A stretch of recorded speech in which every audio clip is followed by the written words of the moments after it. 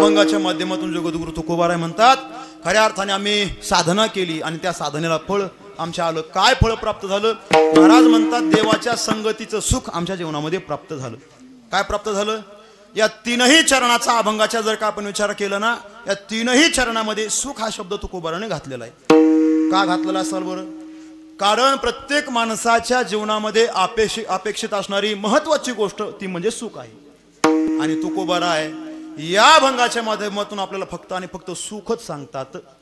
काय असतं बघा, मृत्यू लोकामध्ये जोही मनुष्य जन्माला येतो ना, त्या माणसाच्या मनामध्ये, त्या जीवाच्या मनामध्ये फक्त आणि फक्त तीन गोष्टीची अपेक्षा, तीन गोष्टीची लालसा असते.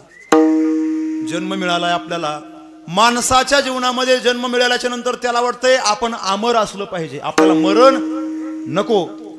दुसरी गोष्ट मरण नको, आपल्या जीवनामध्ये अज्ञान नको. आणि तिसरी गोष्ट आपल्या जीवनामध्ये दुःख नको. काय काय सांगितलं मी? मरण नको, अज्ञान नको आणि दुःख नको. अर्थात सुखरूप जीवन असलं पाहिजे, ज्ञानी जीवन असलं पाहिजे आणि अमर जीवन असलं पाहिजे. प्रत्येकाची अपेक्षा. माणसाला मरावं वाटत नाही का? मरावं वाटतंय. कोणाला मरावं वाटतं की इथं? हो म्हणा, गोळी आणली मी. नग ना हे नको हे म्हणतंय नग हे बाबा मारायचं. अरे तुलाच नाही, मला पण मरू वाटत नाही. हो, कोणालाच मरण नको वाटतंय महाराज. न मरणे निर्विवाद जगा पडिये जगस्पृहे आस्पद एक सार्वभौम पद. आणि न मरणे निर्विवाद जगा पडिये, मरण कोणालाच नको, कोणालाच. एका गावामध्ये मी कीर्तन केलं आणि कीर्तनामध्ये म्हणलं, या गावातले सगळे लोक मारणार आहेत, या गावातले सगळे लोक मारणार आहेत. लोक सगळे रडायला लागले, सगळे लोक रडायला लागले. आणि एक म्हातारी माग हसत होती. म्हणलं, आजीबाई का मग हसती ग? ते म्हणले, तुम्ही सांगितले या गावातले सगळे लोक मारणार आहेत. मी या गावचीच नाही, मी खेरड्याची म्हणली. अग म्हणलं, खेरड्याचे असू नाही तर पाकिस्तानचे असू, मारणार म्हणजे मारणार. मरण चुकवताच येत नाही महाराज. अहो, गरुड पुराण तुम्ही ऐकलं असेल. गरुड पुराणामध्ये त्या गरुडाने आपली माता विनिता, तिचं मरण चुकवण्याकरता तिला आपल्या पाठीवरती टाकलं आणि लांब नेऊन ठेवलं. कुठं? 7 समुद्रापार एका गुहेमध्ये. काय झालं होतं, एक दिवस सकाळी सकाळी विनिता माता झाडत असताना एक काळा कुट्ट पुरुष आला आणि तिच्याकडे बघून हसला. आणि नंतर थोड्या वेळाने गरुड आल्याच्या नंतर गरुडाला सांगून टाकलं तिने की असा असा माणूस आला आणि माझ्याकडे बघून हसला. गरुडाने ओळखलं, ज्या अर्थी काळा पुरुष होता, रेड्यावरती बसून आला होता, हसला मातेकडे बघून. नक्कीच माझ्या आईला, माझ्या मातेला नेण्याकरता हा आला होता, हा काळ होता, हा यम होता. त्याला वाटलं आपल्या आईचं मरण चुकलं पाहिजे, पाठीवरती टाकलं, लांब नेऊन ठेवलं. पण तिथं सुद्धा काळ आलाच. आणि काळ आल्याच्या नंतर गरुडाने विचारलं, एवढ्या लांब आणून मी ठेवलं, परंतु तुम्ही काल हसला होतात माझ्या आईकडे बघून, कशामुळं? आणि मग त्या यमाने काळाने सांगितलं, मी याच्याकरता हसलो होतो की या म्हातारीचं मरण 7 समुद्रा पार इकडं एका गुहेमध्ये, आणि म्हातारी तर इकडंच आहे वाहेगावमध्ये. आता हिला तिकडं मारायचं, ही म्हातारी तिथपर्यंत कधी पोहोचायची? कधी हिला विमान लागायचं, कधी रेल्वे लागायची, कधी गाडी लागायची, फुकट जरी असली तरी कधी एसटी लागायची तिला. आणि परंतु तू स्वतः तुझ्या आईला मरणाच्या तोंडामध्ये, अर्थात काळाच्या तोंडामध्ये आणून घातलंस. मुद्दा माझ्या लक्षात घ्या, मरण चुकवता येत नाही. न मरणे निर्विवाद जगा पडिये. किती प्रयत्न करा, माणसाला मरावंच लागणार. आता मुद्दा ऐका, एक मुद्दा आपला संपला. दुसरा मुद्दा लक्षात घ्या, माणसाला मरण नको वाटतंय आणि दुसरी गोष्ट माणसाला अज्ञान नको वाटतं. काय काय काय लोकाला, प्रत्येकाला वाटतं आपल्याला सगळ्यातलं सगळंच कळलं पाहिजे. कीर्तन करायला वाटतंय मला गाण्यातलं कळायला पाहिजे, पखवाजातलं कळायला पाहिजे, कॅमेऱ्यातलं कळायला पाहिजे, इकडं सृष्टीमधलं बी सगळं कळायला पाहिजे, भागवतामधलं कळायला पाहिजे, रामायणामधलं कळायला पाहिजे. नाही ग्रंथ आपल्याकडे शिवमोहा पुराण सुद्धा आपल्याला जमलंच पाहिजे. अजून अजून करायला का? हो, भागवत बी जमलं पाहिजे, रामायण बी जमलं पाहिजे, अजून पारायण बी जमलं पाहिजे, सगळं सगळं जमलं पाहिजे. परंतु सगळ्या गोष्टी सगळ्याला प्राप्त होतील असं सांगता येत नाही, सांगता येत नाही महाराज. काय असतं बघा, या जगतामध्ये सर्वज्ञ दोनच आहेत बघा, एक तर देव आणि दुसरे संत. या दोघांव्यतिरिक्त या जगतामध्ये सर्वज्ञ नाहीत. ऐका, काही सर्वज्ञ असतात अमोलजी, काही तज्ज्ञ असतात आणि काही आज्ञ असतात. सर्वज्ञ कशाला म्हणतात? ज्यांना सगळ्या गोष्टीतलं सगळं कळतं त्यांना म्हणतात सर्वज्ञ. तज्ज्ञ कोणाला म्हणतात? ज्याला एकातलंच कळतं त्याला म्हणतात तज्ज्ञ. आणि आज्ञ कोणाला म्हणतात? ज्याला कशातलंच काहीच कळत नाहीत याला म्हणतात आज्ञ.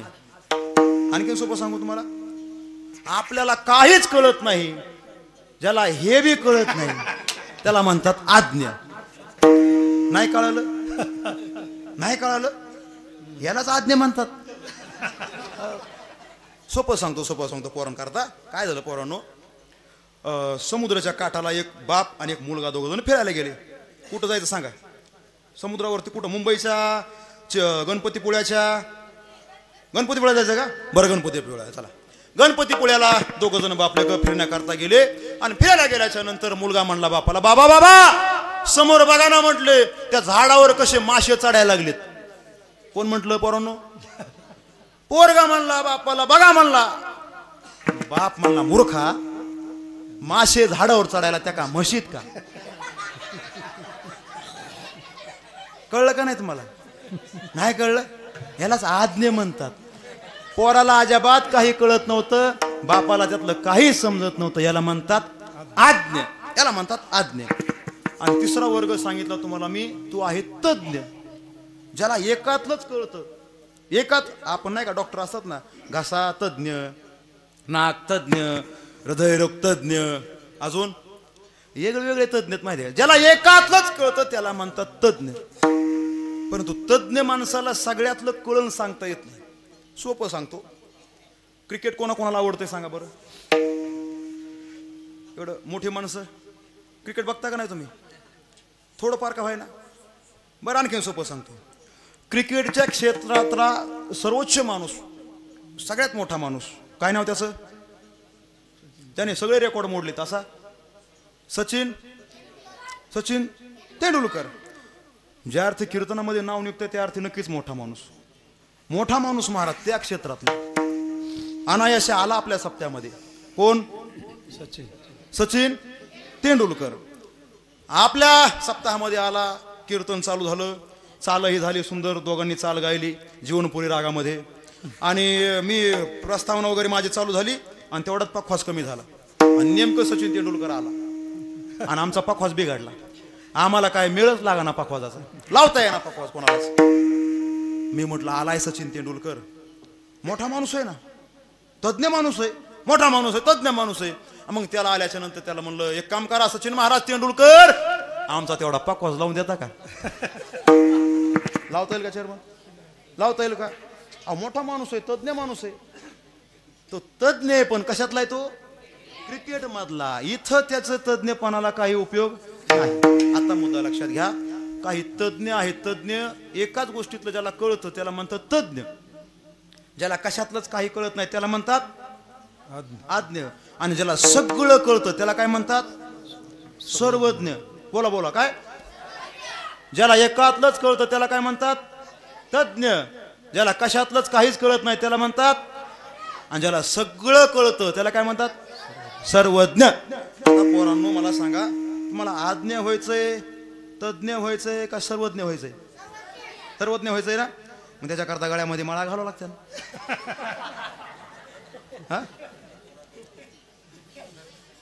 जमल का? तुझ्या आहे का? हा घालायचं का माळा? अहो सर्वज्ञ व्हायला ह्या सगळ्यात खूप महत्वाची गोष्ट आहे. बरोबर आहे का नाही? हा बरोबर आहे का नाही? बरोबर. इकडे लक्ष द्या. थांबा थांबा, तुम्ही बोलू नका, मला बोलू द्या, मला बोलू द्या. सर्वज्ञ व्हायचंय ना? तुमचे आई वडील आलेत का इथं? आलेत ना सगळ्यांचे? हाक मारून सगळ्याला सांगा, आमच्या आई वडिला ऐका म्हणा, आम्हाला सर्वज्ञ व्हायचंय म्हणा मोठ्याने.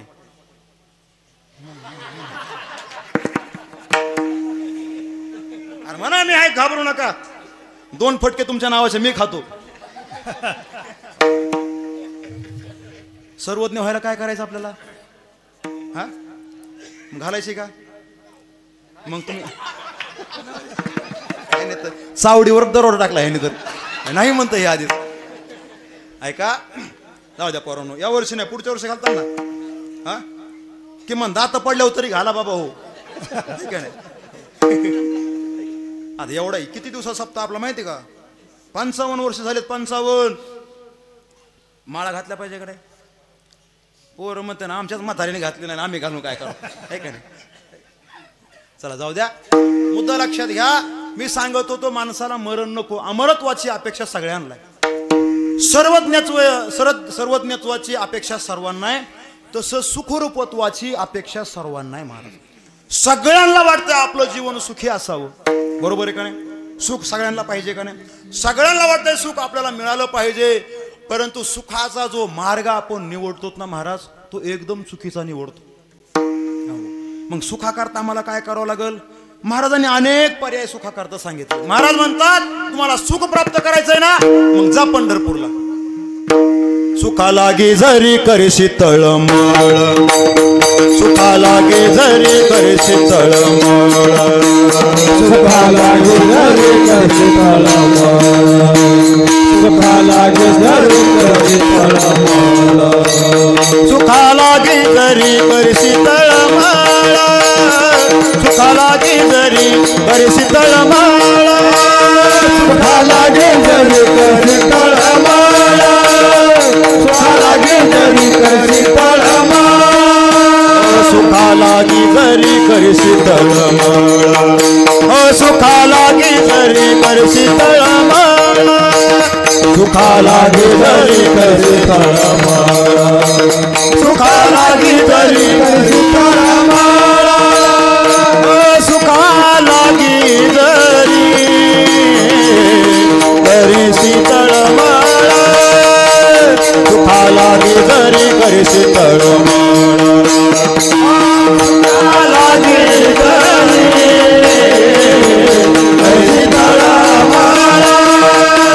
सुखा लागे जरी करशी तळमळ, सुखा लागे जरी करशी तळमळ, सुखा लागे जरी करशी तळमळ, सुखा लागे जरी करशी तळमळ, सुखा लागे जरी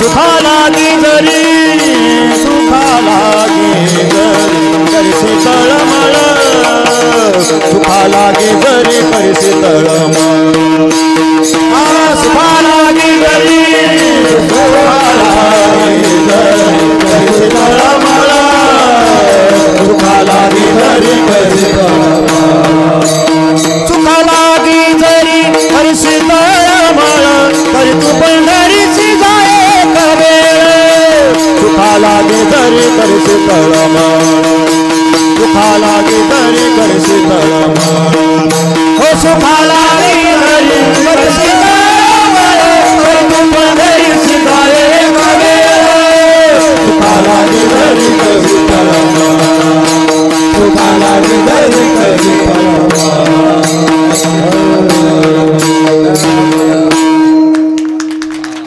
म्हणजे सगळ्यांच्या वरची एक एक चाल म्हणलो बरं का, तुम्हाला टेन्शनच नाही. तेवढं बघा फक्त चाल तुमच्या वरची म्हणलो मी. लक्ष द्या, यांच्यावर चाली म्हणलो आता सगळ्या मी. हा तुम्ही म्हणता पोटाव पाहिजे तू काय आमच्या. नाही नाही ऐका, महाराजांनी बरेच पर्याय आपल्याला सुखाकरता सांगितले. महाराज म्हणतात सुखा लागे जरी करशी तळमळ. काय तळमळ चालली?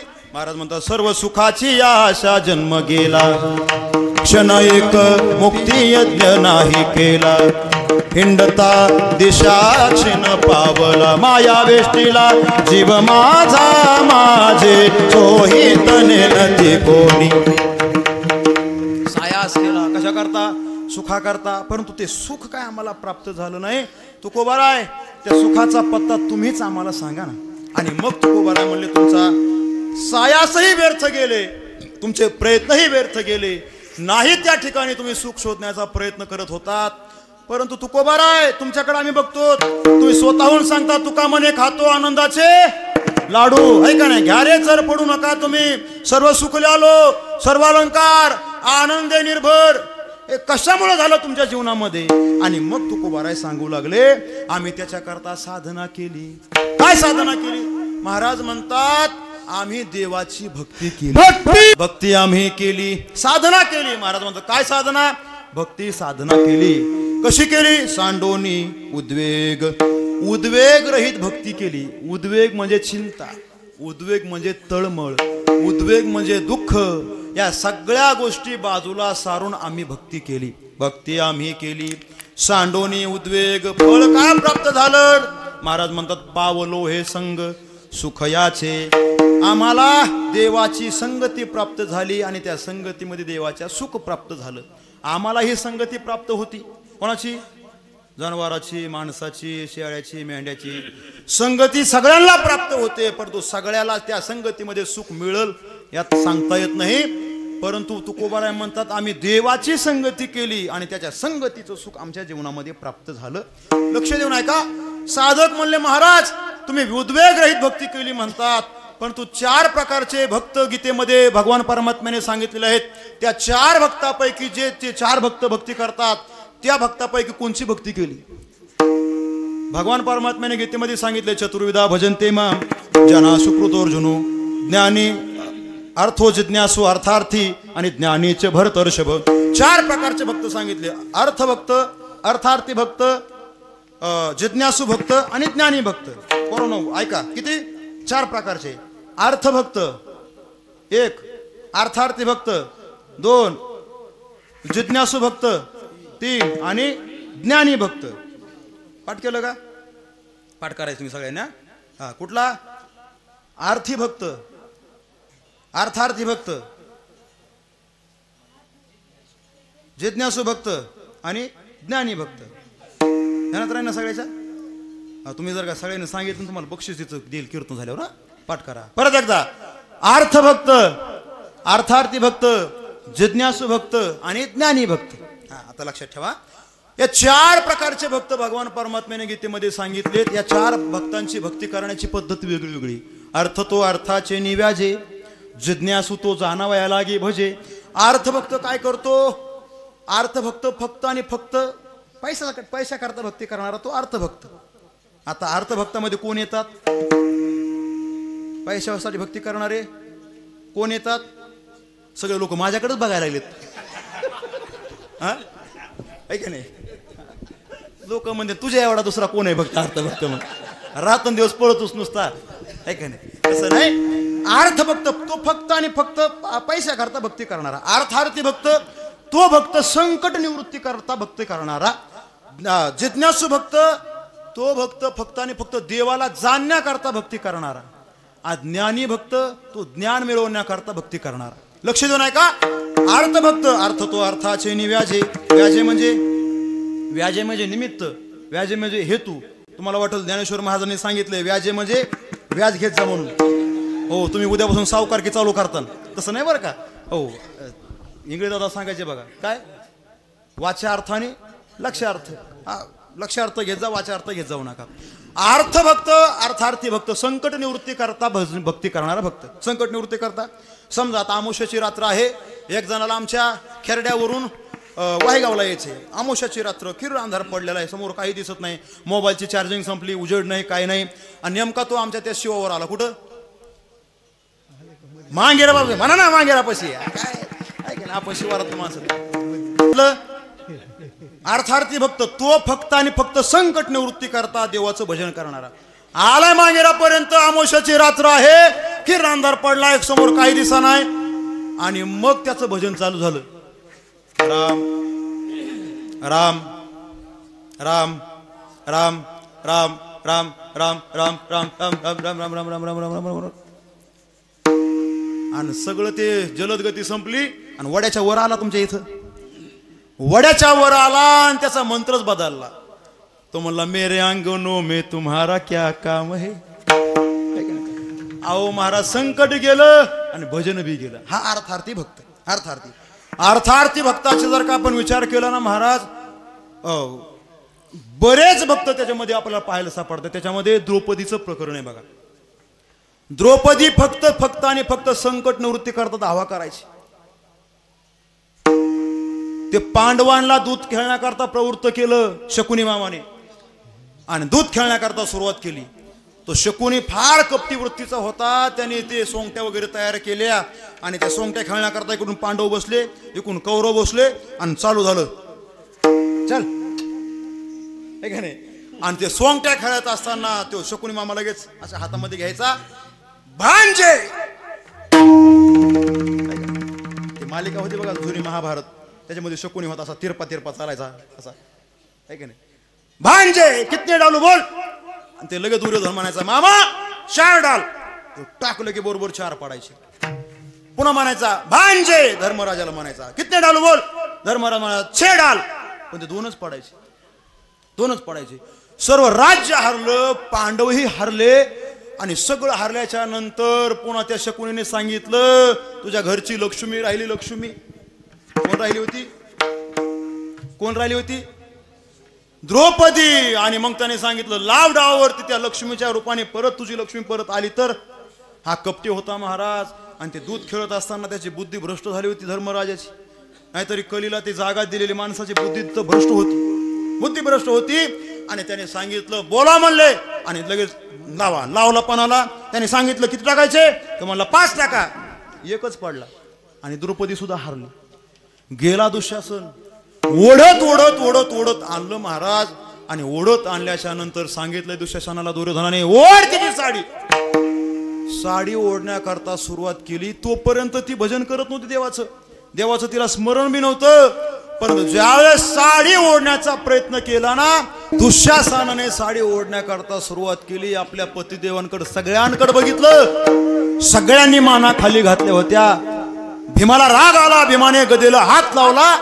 आणि मग धर्मराजाने भीमाच्या मांडीवरती थाप टाकून सांगितलं आपण हारलेलो आहोत, आपल्याला काही करता येणार नाही. भीष्माचार्यांकडे बघितलं, कृपाचार्याकडे बघितलं.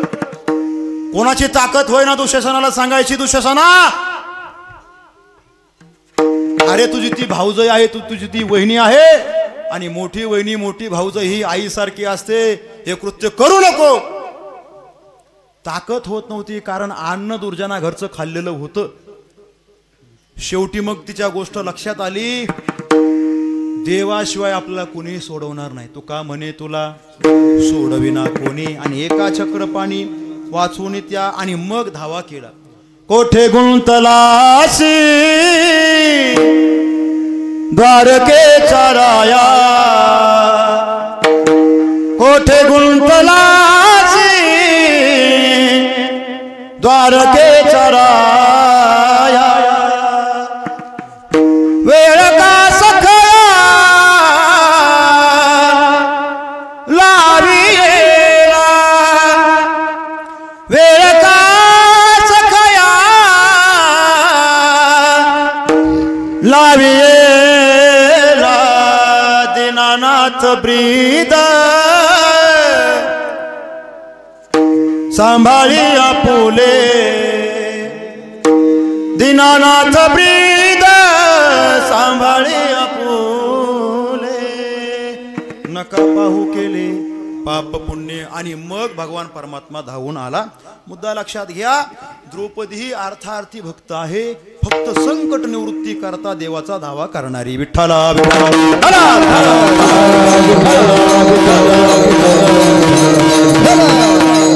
आणखी एक प्रसंग सांगतो तुम्हाला. ज्यावेळेस अज्ञातवासामध्ये सगळे पांडव होते, त्या अज्ञातवासामध्ये सूर्याने त्यांना एक थाळी दिली होती. त्या थाळीमध्ये ते अन्न तयार व्हायचं आणि ते अन्न पांडव खायचे आणि आपला उदरनिर्वाह करायचे. परंतु ती थाळी रात्रीच्याला काहीही काम करत नव्हती. झालं असं महाराज, एक दिवस दुर्वास मुनी त्या पांडवांच्या नगरीमध्ये त्या कौरवांकडे हस्तिनापुरामध्ये गेले. हस्तिनापुरामध्ये गेल्याच्या नंतर त्या दुर्योधनाने दुर्वास मुनींची फार यथोचित सेवा केली, एवढी सेवा केली, एवढी सेवा केली. आणि दुर्वासोशी प्रसन्न झाले. दुर्वासोशी त्याला म्हणू लागले, वरमरोही काय वर मागायचं तर मागून घे, मी तुला सगळा आशीर्वाद देण्याकरता तयार आहे. परंतु हा दुर्योधन होता ना महाराज, दुर्योधन, तो म्हटला मला काही आशीर्वाद नाही पाहिजे. तुम्ही फक्त एक काम करायचं, त्या जंगलामध्ये वनामध्ये जायचं, तिथं पांडव राहतात आणि रात्रीच्या 12 वाजता जाऊन पांडवांकडं जेवणाची इच्छा करायची, भोजन त्यांना मागायचं. कारण ह्याला माहिती होतं सूर्याने दिलेली थाळी आहे, त्या थाळीमध्ये दिवसा फक्त अन्न शिजतं, रात्रीच्याला अन्न ती थाळी देत नाही. आणि महाराज ते दुर्वास ऋषी 60,000 शिष्य त्यांच्या बरोबर, सगळे शिष्य घेऊन नावीला झाला महाराज त्या दुर्वासाचा, कारण वर मागायला सांगितला होता आणि अन्न सुद्धा दुर्जनाच्या घरचं खाल्लं होतं. गेले पांडवांकडं आणि पांडवाला गेल्याच्या नंतर पांडवाला म्हणले, धर्मराजा इच्छा भोजन पाहिजे, जेवण करायचं तुमच्याकडे मला, आज तू जेवायला मला वाढ. जेवण करायला काय 4-5 जण होते काय? गोविंद महाराज, प्रल्हाद बाबा, आमचे निर्मळ महाराज, सुग्रीव महाराज काय जेवलेच नाहीत, आहे का नाही? अमोलजी उगं थोडं बळच जेवले, एवढेच. आमचे अंगदराव एवढेच होते काय जेवायला? 60,000 शिष्य परिवार त्यांचा, 60,000. बरं, दुर्वासाला खायला बी काय कमी लागत नव्हतं. हो महाराज एवढे खातेत लोक, काय सांगाय तुम्हाला आता. हो हे म्हणते तोच खाल्लंच आमच्या घरी, आता किती खायचं दे. तसं नाही महाराज.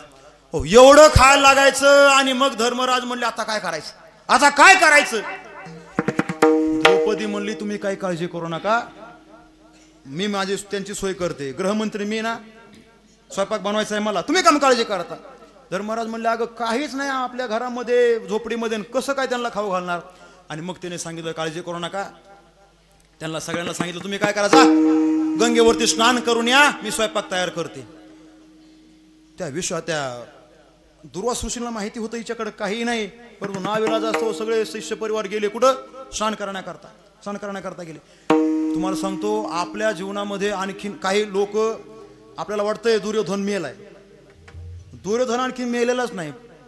दुर्योधन हा प्रत्येकाच्या मनामध्ये वाईट गुणाच्या रूपाने प्रत्येकाच्या अंतःकरणामध्ये आहेत महाराज. असे काही लोक आहेत महाराज, दुसऱ्याला दुःख झालं की यांना सुख होतंय, असे लोक आहेत काय. काय झालं इंग्रजाचा दृष्टांत सांगायचे बघा. एक माणूस उड्या मारत आला, हसत हसत आला, आणि एक जण म्हणला दी टाळी. त्यांनी टाळी दिली.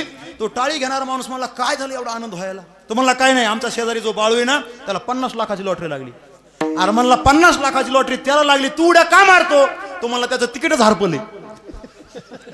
बघा त्याचं तिकीट हरपलं म्हणून याला सुख झाले महाराज. दुर्योधनच म्हणायचं, दुर्योधनाचेच आवला ते, बाकी काय नाही.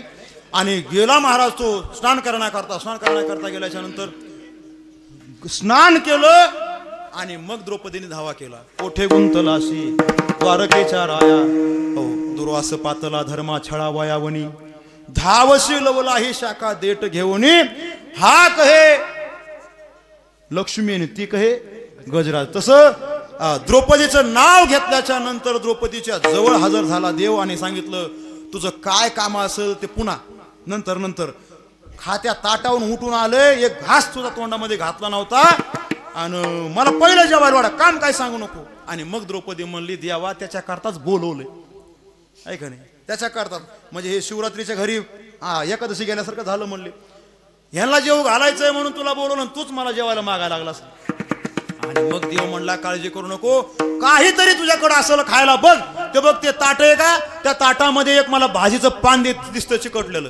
काय देवा घरी न मिळेची अन्न, आणि मागे भाजी पान द्रौपदीला सांगितलं बघ ते भाजीचं पान आण. आणि भाजीचं पान आणल्याच्या नंतर देवाने प्राशन केलं, देवाने ढेकर दिलाच. परंतु इकडे 60,000 जे शिष्य होते ना त्यांनी सुद्धा ढेकर दिला. सगळे तृप्त झाले. ते शिष्य म्हणायला लागले तोंडामध्ये पोटामध्ये घास गेला नाही, पोट गजगज का वाटायला लागले?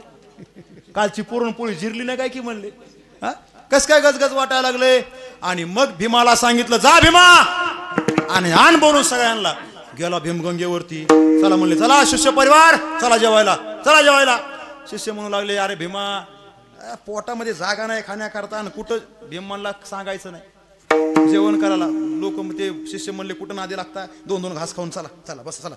सगळे लोक आले महाराज, सगळे शिष्य परिवार जेवण्याकरता बसला. ते साधू सगळे जेवण्याकरता बसले. जेवण एवढं सुंदर झालं. ते द्रौपदीची थाळी नावाचं एक प्रकरण आहे गाथ्यामध्ये. त्याच्यामध्ये सांगितलंय काय धर्माघरचे अन्न परी आमचे उदरे लहान. एवढा सुंदर स्वयंपाक झाला होता, एवढे जेवला शिष्य परिवार, एवढे जेवले. हो काही म्हणू लागले, तोंड म्हणले बरं देवाने इथं द्यायच्या ऐवजी इथं द्यायला पाहिजे होतं. कुठं इथं द्यायच्या ऐवजी इथं द्यायला पाहिजे होतं. म्हणजे एवढा गॅप भरून निघला असता पांडे महाराज, एवढा गॅप भरून निघला असता. हो काय धर्माघरचे अन्न आणि परी आमचे उदरे लहान. काय झालं त्याच्यामध्ये सगळे पदार्थ होते. काय आवडतं पोरांनो? जिलेबी आवडते का? आवडते जिलेबी, चिवडा, अजून भजे, गुलाबजाम, अजून श्रीखंड, बालुशाही, अजून बोला लवकर, गोडीशेव, अजून पेढा, चिवडा चालेल का? चिवडा नको चिवडा बरं राहिला चिवडा नको. आहे की नाही सगळे पदार्थ होते महाराज पंगत वाढत असताना झालं असं भांडे महाराज बरं का पंगत वाढताना झालं असं एवढा जेवला होता शेवटची काडी राहिली होती त्याने तोंडात टाकली पण तो इथं नरड्यातच अडकली ती अर्धी बाहेर आणि अर्धी मध्ये तेवढ्यात कडीवाला आला मला कडी ते जिलेबीची काडी ज्याची अडकली होती का ते मला येऊ दे पुढे होत म्हणला शेजारचा म्हणला अरे जिलेबीची काडी बाहेर राहिली कडी कुठं होतो तो म्हणला ह्या पोंगळीमध्ये होतील म्हणला या जिलेबीच्या तुला काय करायचंय म्हणला एवढे जेवले परंतु मुद्दा लक्षात घ्या द्रौपदी ही अर्थार्थी भक्त फक्त संकट निवृत्ती करता देवाचं भजन करणारी